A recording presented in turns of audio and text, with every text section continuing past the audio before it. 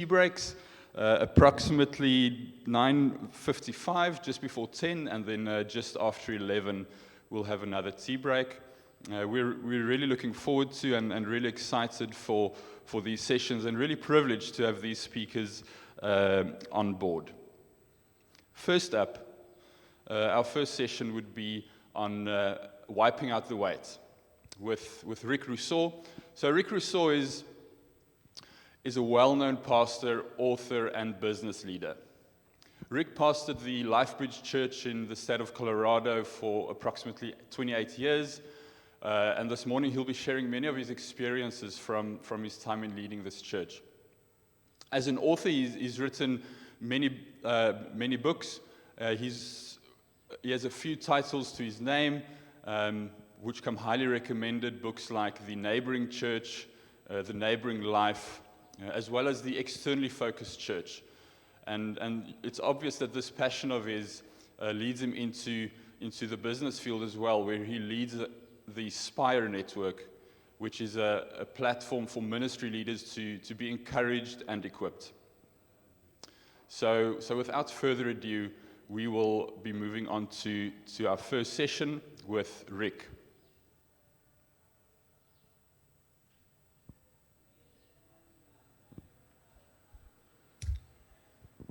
Hi, my name is Rick Rusaw, and it is my privilege to be part of your Foster Conference. I regret that COVID has prevented all of us from traveling. I miss my trips to South Africa and connecting with my friends over there. So to many of you, I say hi and wish I were there in person. Grateful for technology, however, also hate to have a whole long talk like this recorded here on Zoom, but appreciate your patience. I'm the executive director of Spire, which is a network for pastors, about 6,000 pastors. Also on the executive team at Glue, which is bringing big tech and big data into the global Christian ecosystem, platform kind of technology. And prior to that, I was the pastor at LifeBridge Church for 28 years, the lead pastor. And one of the things I cared about as a pastor in a church was, how is our church engaging in our community? How are we connecting to the real issues going on? And it caused our church to get involved in a lot of things. Single moms, mentoring kids in school, led us into foster care, and I want to share that journey in a bit, and look forward to connecting with you around this incredibly important topic of fostering. And there is a global crisis going on related to kids, and we all see that, know that, and you're here on this conference today because it's part of your heart and your work, and I'm just grateful, especially to those of you who are fostering. Courageous move. My hat's off to you. I love all the foster families that I know. I'm thankful for the sacrifices they make. I also get to see some of the blessings and the challenges that go with that. And so thank you to those of you who are foster parents, and appreciate the work you're doing. And for those of you who are thinking about it, grateful that you're giving consideration to this as well. I want to start with a story because it talks about taking some risk. And if you're going to be involved in foster care at all, then there's some risk taking. I was living in Fort Myers, Florida, and traveling up to the Midwest of the US into Ohio for work. And I was doing that on a weekly basis, flying out of Fort Myers into Cincinnati, Ohio. And I was on an airline, very cheap airline called Florida Express. They've long gone defunct. But I fly a lot, not one of those nervous flyers. Get on the plane, we're traveling down the runway finally, and we're only maybe 50 yards into the roll down the runway when the pilot backed off the engines, and we rolled for a while and came to a stop. And then he went to the other end of the runway and revved the engines up and down several times. And now, the only time on a flight you should ever be nervous is when you see the flight attendants looking nervous, and they were clearly not very excited and pretty nervous. And we're going down the runway, and this time we get almost up to speed when the pilot backs off the engines, and he revs them up and down several times. We come shuddering to a stop, and there we are on the side of the runway. And finally, the pilot comes on, and he said, "Folks, just want to let you know, we're having a problem with the plane." Hey, thanks for that. Didn't know that. Couldn't tell that back here. He Seated next to me was a woman actually in her late 80s who this was her very first time to ever be on a plane. She was flying up to Dayton, Ohio to see some family. And she was the only person on the plane not nervous. I think she was thinking, well, they're going to warm this puppy up a few times before they finally take off. And finally, the pilot came back on and he said to us, hey, folks, we're going to go back to the terminal and change aircraft because it's our policy at Florida Express. If there's something wrong with the plane, we don't fly. That's a great policy.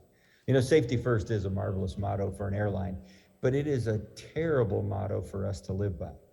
I mean, the reality is that almost everything you and I do as people takes some risk. Relationships, work, meeting neighbors, even today, going out to eat, you're taking a risk that you're going to contract COVID. There's just risk involved. And if you're going to get involved in caring for at-risk kids, well, there's some risk.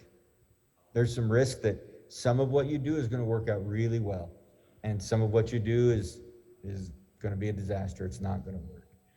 That some of the kids and families that you get involved in helping are going to respond terrifically to that, and others not so much. Hurt people, and the kids that we get to work with have been hurt. And sometimes those of you who are helping get in the middle of that getting hurt part. And the reality is that there's a massive opportunity and a massive need. I'm a bit of a practitioner, a pragmatic person, and I'm always just looking for what works, what are some solutions. And we've landed on some things that our church got involved with that now 12 states are actually doing. And I want to share that journey, but it starts back with how our church got involved to begin with. LifeBridge Church was an externally focused church. In other words, we were trying to look for ways to engage the community. So we were involved in a lot of things. Some of those I mentioned, single parents and mentoring in the public schools. We got involved in a lot of social services and a lot of opportunities for us to meet needs. And we cared about that a great deal. How is it that we can be really two things that I think God says you ought to be good at? Loving him and loving your neighbor. Well, what about our neighbors? And what I realized was there were a lot of our neighbors we just weren't seeing. We weren't involved in foster care as a church family. When one of our staff members came to me, Brian Mavis, and Brian said, hey, we're thinking about doing fostering as a family. And I said, terrific. We ought to figure out ways to help you with that, or there's some things we can do. And so their family started that. And that led them down to a journey of saying, hey, we know that in Boulder County, the county where our church is, needs additional foster families. We should go and see if we can help the county out with that. So we went in, talked to the head of Child Protective Services, who was a little reluctant to have a church figure out how to help them with some things. But eventually we ended up hosting one of their community efforts, one of their nights where they were inviting families to consider fostering.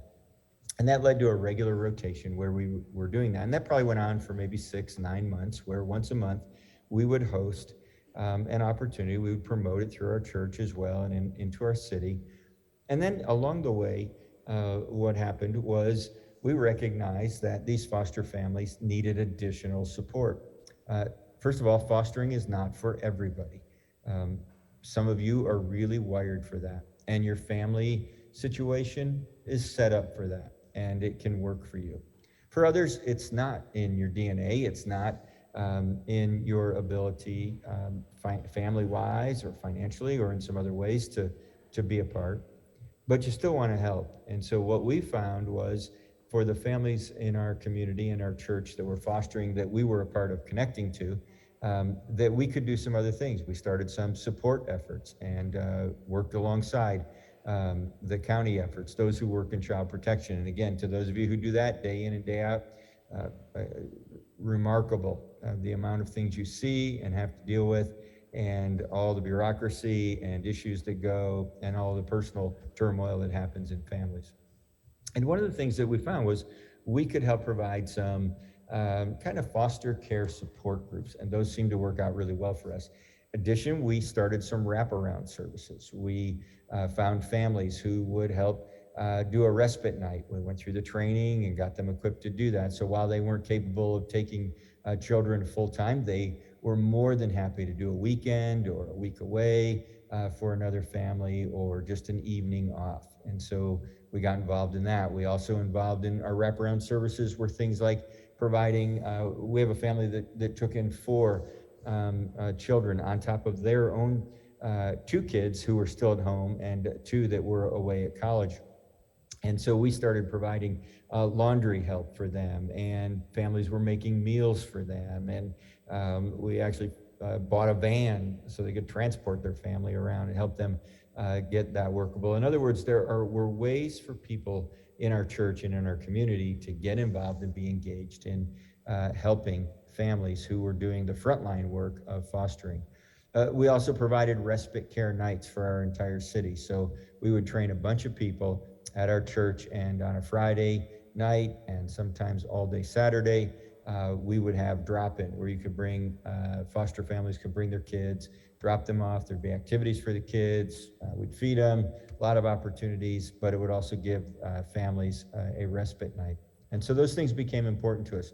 Well, that led us into saying, how can we recruit more? What we were being told constantly were there were too many kids who were waiting for a home.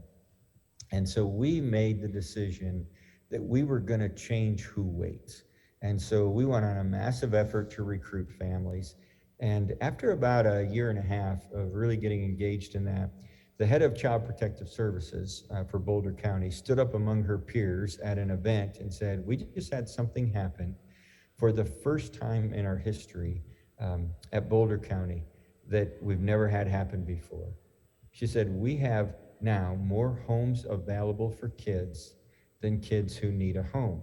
And we have emergency homes, families who are willing to do that. And we have more of those homes available than we had over a year ago.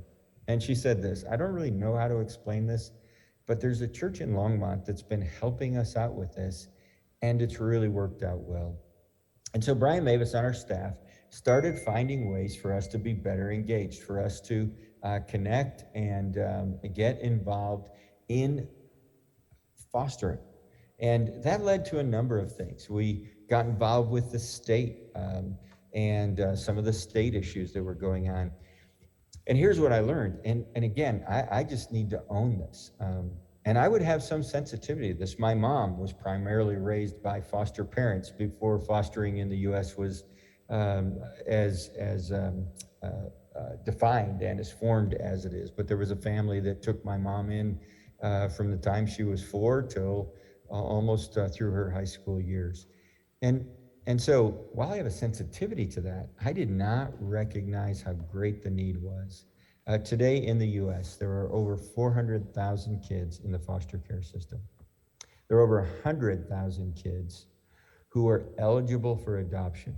For whatever reason, parental rights have been cut off, and now these children need a home. And what I didn't know was how bad the stats were for foster kids. If a child ages out of the foster care system, they're 1 out of 4 end up involved in the legal system, oftentimes in prison as a result of some criminal behavior. And 2 out of 4 end up homeless within the first 2 years. Addiction issues are rampant among kids who age out of the foster care system without a permanent family or a family who has come alongside them and essentially adopted them without going through the legal process of that. And the cost of that is massive. I want to make sure I get this stat right, but about 23,000 kids age out of the system annually. In some states, it's aged 18. In some states, it's age 21. But there's over 23,000 kids who age out of the system. Over 25,000 is spent each year maintaining a child in the foster care system, and over 300,000 is spent in the lifetime of a child who ages out of the system. So it's costly, it's expensive. So not only is there the human cost of a kid in need who gets neglected or not helped, and now ends up becoming an adult in need and challenges, there's a physical cost, there's a financial cost, there's emotional cost. Um, I would think that we as a society would want to figure out how to solve this problem. And it's a multifaceted problem. It is not easy, and there are hundreds and hundreds of challenges. And I'm a rookie at this. For those of you who are working in child protective, for those of you who are fostering, for those of you who are serving through your church opportunities, you know much more than I do about this. So as a church, we launched Colorado Kids Belong. And Brian Mavis's wife, Julie, is the founder of that. She has such a heart for these young people. And at the time, Colorado had around 1,100 children who were eligible for adoption. And we started telling those kids stories. We found ways to do that. I'm going to share some things with you here in a little bit that we can look at about what we did. But what we started doing was we would go to churches and community events and businesses, and we would tell these kids stories. We'd show pictures of the kids and tell a little bit of their stories. And over a 5-year period, we were able to assist in helping lower the number of kids who needed adoption, who were eligible for adoption. And we were able to get that number down from 1,000, over 1,000, to slightly around 200. And it's a challenge, and to get it under that is difficult. There are new kids coming in who are eligible on a regular basis. But the reality was there was this bridge of finding ways to connect with the community, and particularly for us through the faith community. We found churches were really receptive around the state of Colorado for us coming in and telling these kids stories and talking about the need that existed. And so we had a really good response to that, and I'm grateful for that. For us, it was involved in, we care about at-risk kids in our community. That's why we do the single moms. That's why we do the mentoring, and that's why fostering became such a big deal for us, because we made this assumption. We think it's important to have opportunities and resources for homeless people. And we think recovery ministries and recovery centers for those dealing with addictions. And we recognize that support systems for people coming out of the penal system matter, and having things available. And we just simply said as a church, what would happen if we got involved upstream? Why do we do mentoring in the public schools? Because if a child can't read at a 3rd grade level, by the time they reach 5th grade, there is an 80% chance that they're going to drop out of school.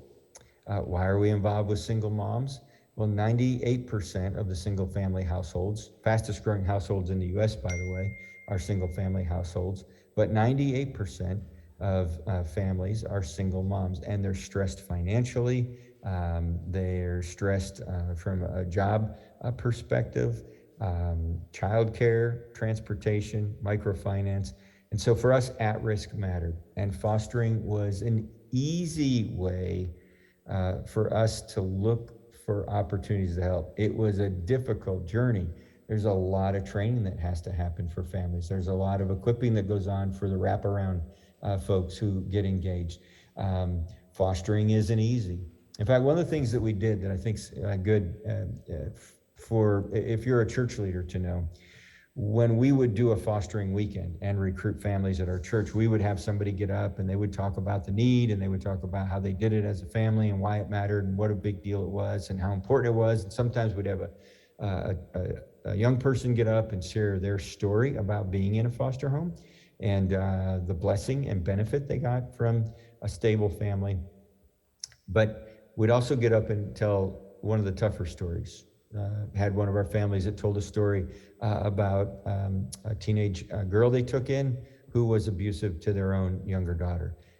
We had a family get up and talk about a young man that they took in whose anger and behavioral issues were nearly uncontrollable for them, and they couldn't sustain the effort. We had a family talk about a foster child of theirs that ran away, and they were ended up with some legal issues that they got involved in. So we wanted people to know this is not easy. It's not a, it's there's not a Band-Aid to this. There's not a simple answer, and there is a lot of effort involved, and sometimes it doesn't go like any of us want it to go. Sometimes the issues are incredibly challenging. Everybody wants to foster the infants, 2-year-olds, 3-year-olds, much tougher when they're teenagers.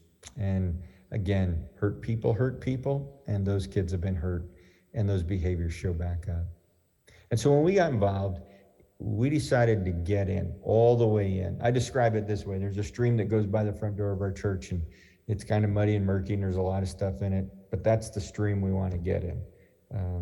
That's the one where we want to be involved. And so we simply wanted to be people who got involved in helping. And so when we started doing Colorado's Kids Belong, over time we had about 15, 16 states, the governors or lieutenant governors of those states call and ask our church about what we were doing and how we were helping. And that led to our church launching, through Brian and Julie Mavis from our staff, America's Kids Belong.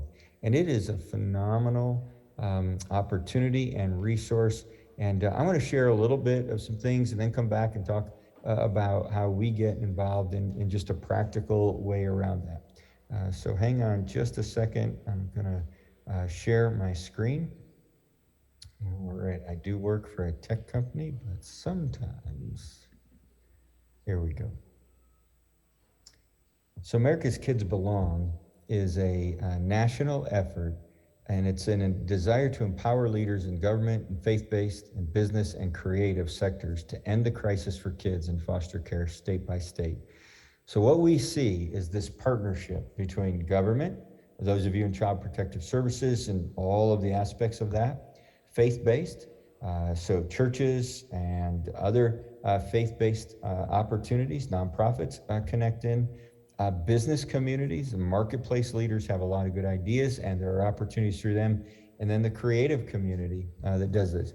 Right now, America's Kids Belong is in 12 states, and we've really been seeing some remarkable things happen as people want to get involved. And we have a lot of opportunities. So some people help these kids tell their stories, some volunteer. It's helped us recruit foster families in various cities.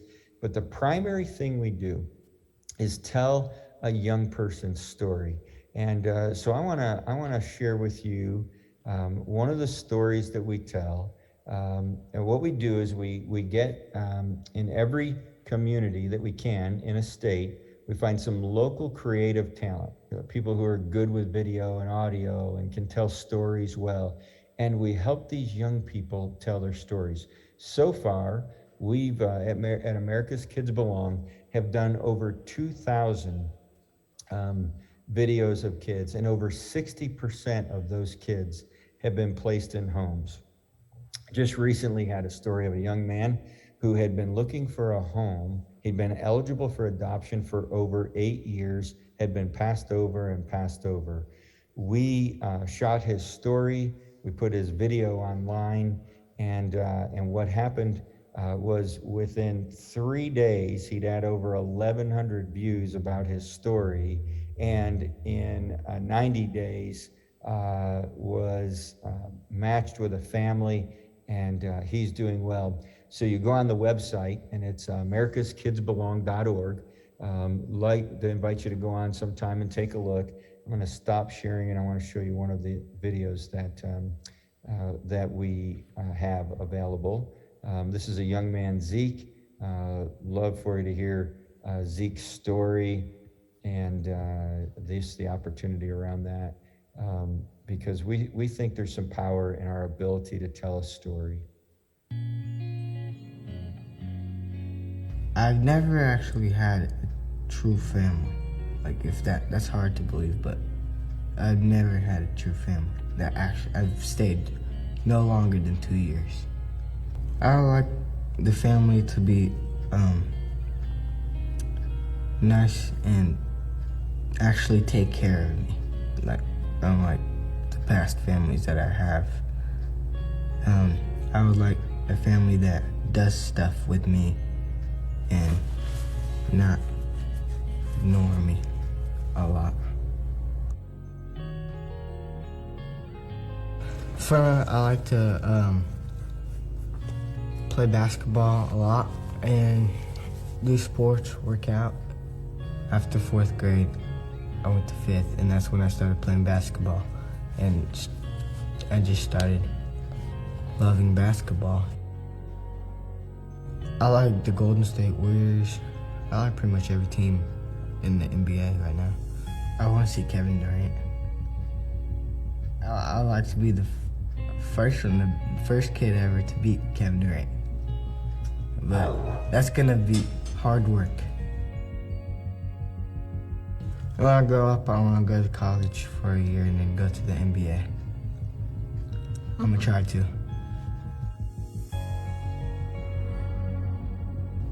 What type of music I like? I like rap. And I do some rapping. Like, I have a notebook that I write in. I like writing raps because every once in a while I'll get mad about something, and that's the only way I can fix it, unless there's a basketball hoop outside and I play outside. And some of the movies I like the rock movies and like just action movies and funny movies. I love funny movies. These are my favorite. I have never been to a concert before in my life because I don't really get to do that type of stuff. And that's something I would like to do with the family.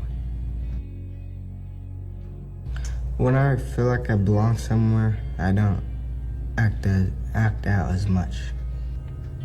Yes, everybody has bad days and good days, but if I truly belong somewhere, then those days might not be that bad. My name is Zeke and I'm 14 years old.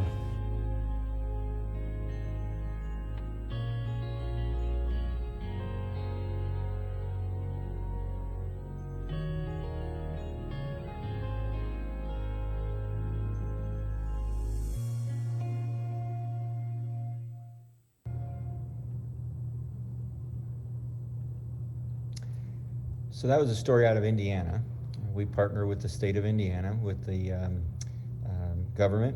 We partner with local business leaders. We partner with the faith community, and we partner with those in creative to make this happen. And that video was just shot not too long ago, and it will start rolling out, and families will have an opportunity. Last year, we had over 1,700 inquiries in just one state alone, in Virginia. Last year we placed over 400 kids into permanent homes. And you know, the orphan and foster crisis globally is massive. I shared with you the US stats, 400,000 children, 100,000 of those who need a home.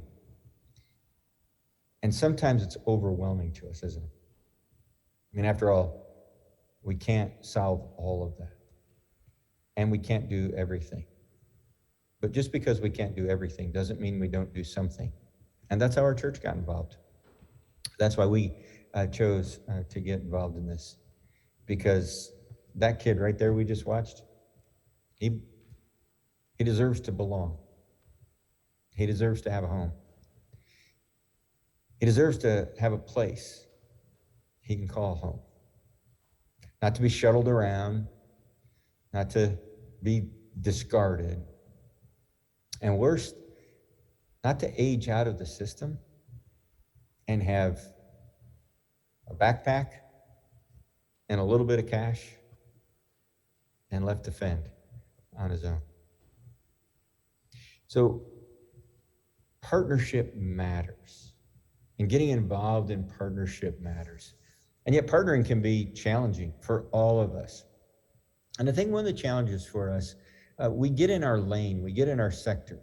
And so my friends who work in the official aspects of fostering in child protective, you've got all kinds of hoops you have to jump through and regulatory things you need to follow and guidelines and systems and bureaucracy. And I get that and understand that, empathetic to it. Again, challenging. And in the faith sector, those of you who come at this from a faith vantage point and you want to do well and do good and care for the people around you, we have a lane that we run in as well. And my marketplace leaders, the business that I'm involved in, we have a lane we run there. And those who provide other kinds of services, there's a lane we run in. And sometimes we get stuck in our lane. And so as a church, we just made a decision around all of these issues at at-risk kids, whether it was single moms or the school system or in fostering, that we were going to partner. We weren't going to try to create a whole new ministry and have it be branded on our own. We were going to partner. And we found that partnerships are challenging, but really, really good for us and necessary and needed. Without partnering, you're left to create everything on your own. And that's impossible to do. And so I want to share one slide with you. Hang on, I'll do my screen share again.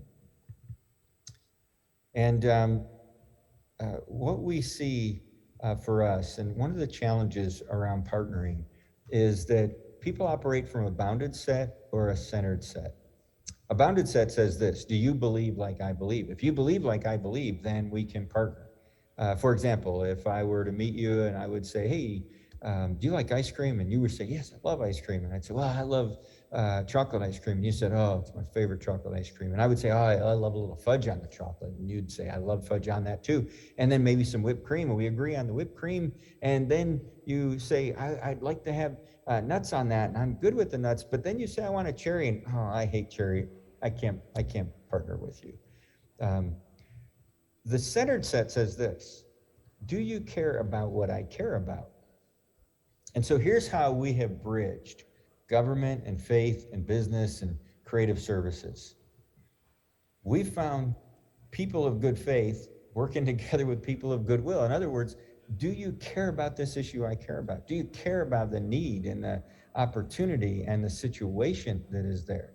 And so for us, we centered around this child who needs some temporary fostering. And there are people who can do that, come around that. And we found as a faith community, we could support that and encourage that and promote that and partner with our friends in the public sector who have the responsibility to make that happen. And then when we got involved in taking care of looking at the adoption issue and how do we find a forever family for young people like Zeke, for us, it came around, we care about that child. Every kid deserves a home. Every child ought to have a family. And of course, we want to place them as close to their natural family as we can, with relatives or those who are in that community where they came from. But at the end of the day, we want every child to have a home. And so America's Kids Belong launched out of our church a number of years ago and is growing through the U.S. And we do a number of things. We have a Dream Maker program, which helps kids who are getting ready to come into their teen years. What are some things we can help you with? If a child ages out of the system, we try to stay connected and we try to help them find jobs and get an education and find housing and transportation and some of those things. We have Dream Makers that do that. We have people who will write a check for $1,000 or $500 or $10,000 to help realize a dream. America's Kids Belong has a lot of support resources available for foster families, for churches, for businesses about how to do wraparound services for those who aren't fostering but want to help. But the biggest thing we do, the thing I care the most about, that I love that we do. And I get the privilege of still being on the board. And I love Brian and Julie Mavis, who it's been their heart and their work, and it was their push that got our church involved in this in the first place and opened our eyes, my eyes, our staff eyes, our congregation eyes to a massive need in our city that we had ignored, or at least we weren't seeing. And it's this issue of finding a home for every child.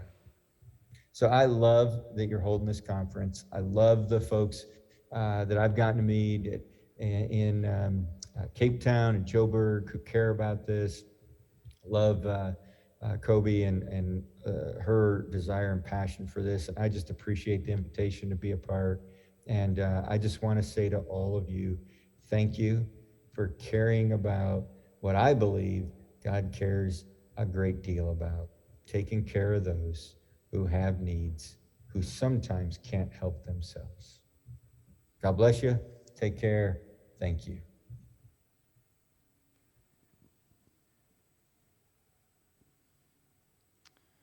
Wow, what a great session. Thanks, Rick. One thing I really enjoyed and just struck a note with me was that we're in this together.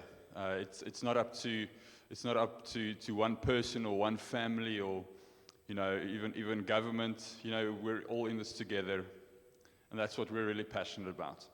So we'll be going over to Rick shortly. He's gone to great lengths to make sure that he's available. As you could imagine, it's kind of middle of the night where he's at, and he's really, again, gone to great lengths, and we're so thankful, and we really just see his passion for this cause in that. So we'll be crossing shortly to Rick, if you'll just be patient with us. Thank you.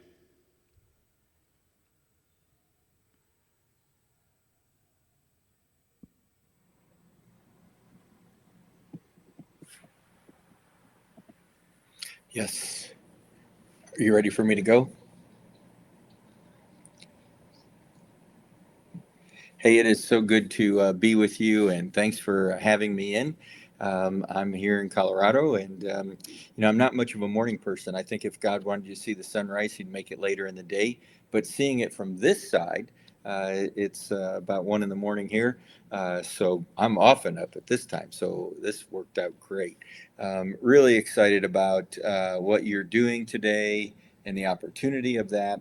And I want to just answer a few of the questions that have come in.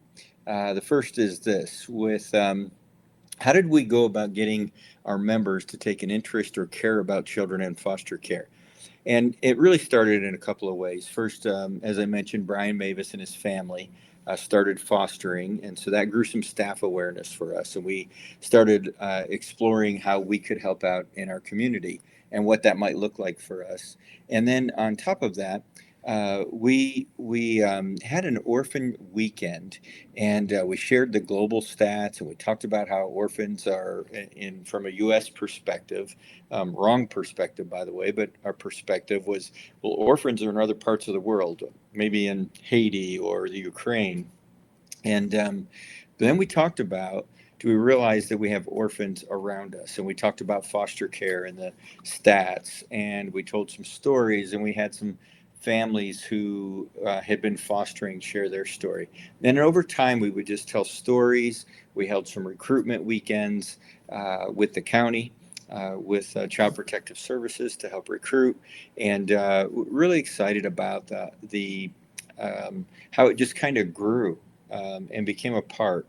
And one of the things that we wanted to do was just help people understand that while you might not foster, or you may not even do one of the support things of fostering, you should be aware of this issue, and that there are families and kids around us who are at risk and at need. And so we just took time telling stories. I think stories are the best way to engage people. And so we found a lot of different ways to tell stories of fostering in our church and the need. And then the second question is very similar to it. It's how do we recruit families? How did we approach them, and how do you get them to say yes? I don't know about the get them to say yes part. I really believe that comes down to an individual choice. What we did was present the need. and the opportunity. And again, we partnered with the county, and they would come and they would talk about what was involved. And I think I shared in my little talk there that we didn't just tell the good stories, because there's some great stories. What a blessing it was, how their family benefited from this. We also would tell some of the difficult stories, because I didn't want to be naive about that, and we didn't want families to uh, uh, somehow blindly sign up and then end up with some real challenges. And so we really looked for ways just to put it on the heart of people about a need. And here's what I believe. I believe that people want to make a difference in the world, and some people have a sense of calling to this, or a sense of opportunity, or they have the resources to do that and the capacity to do this, and so we don't respond to what we don't know. And I think for us, it was mostly about making people aware of that. One of the other questions that came in, many Christians know that looking after orphans is an imperative of our faith, but they never act on it. There's a lot of parts of our faith we don't often act on. How does one inspire people to consider fostering without guilting them into getting involved? I think I grew up in upstate New York, and I think guilt is a good thing. Sometimes you just use it. No, I'm kidding. Guilt motivates you for a moment, but it's not sustainable. So if it's not coming from your heart, again, we would tell the story, we would talk about the opportunity, we would talk about the need, and then we would say all the time, this is not for everyone. Uh, Being a foster family isn't for everyone. Being an adoptive family is not for everyone. Um, but caring about this issue, um, knowing it exists, wanting to do something about it, that is for everyone. So, how is it you can help? And in our church, some people didn't. Some people gave money, time, resources. Others did those wraparound things that we talked about. And others had the courage to move into fostering. In fact, we would find some people would start with giving some help and then work their way to saying, hey, we can do this. We want to be involved. And so, again, guilt is it sometimes makes us feel good, right? That we can use guilt to leverage, but the truth is that never sustains. And so we just want to invite, and the assumption was this: not everybody is even going to think that we ought to be involved or should do it. And as a church, when we approach things like that, we always looked at it and said, we only want to do this with the people who want to do this. Um, Whenever we made a shift or we were doing something new, it was how do we get people to go along with that? But if you didn't, here's where we're going, and find another place where you can be active and serve. Here's a really important question that came in. With human trafficking and social media, isn't it risky to share children's stories in this way? And I get that, and I really respect the question. Now, remember, all of these are done in cooperation with the state um, and the local authorities, and with the permission of families if they're still fostering, however that's working, and so um, uh, no one meets a child until they've been vetted and screened. No one knows where that child is. Nobody knows where they reside. No one knows any information. If you'll notice, it's just the young man's first name. We tell his story or her story, and then those are shared and those videos are viewed. But nobody would know um, uh, any information about this young person.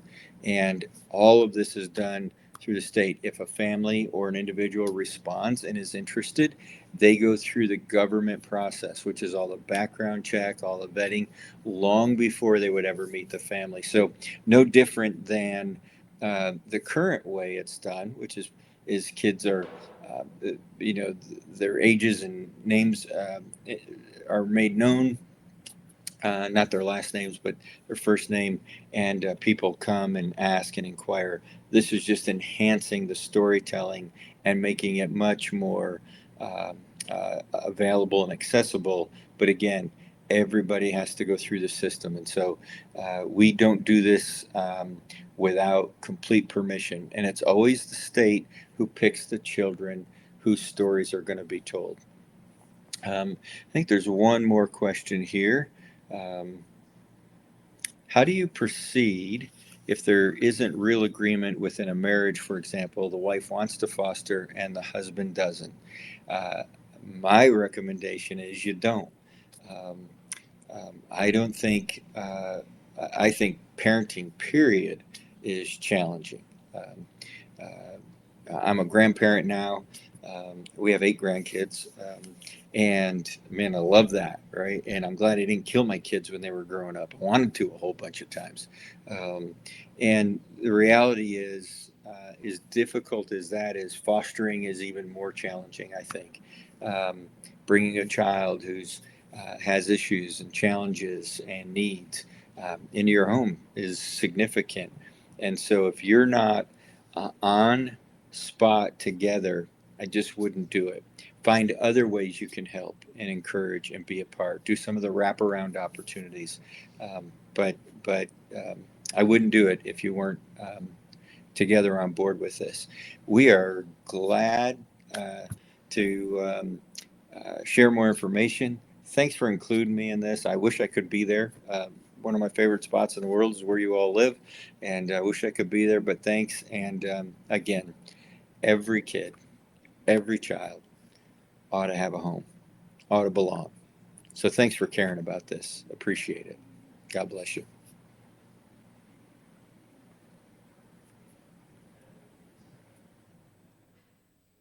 Great. Thanks. Thanks, Rick. That was some really good feedback and really good to hear from you. And we're so thankful that you joined us kind of in the middle of the night. Now, to everyone else, that was great, wasn't it? I think there's so much we can take from that. So thank you. Thank you for joining in, Rick, as well. So we'll be taking a short few moments to cross to the next link, the next stream. So after this is the point where you need to move from one stream to the next. We'll be on there in the next few minutes. So we ask you to please just give us a few minutes. Good time for you to run to the bathroom, grab a coffee, and get back to your seat. Thank you. Look forward to it.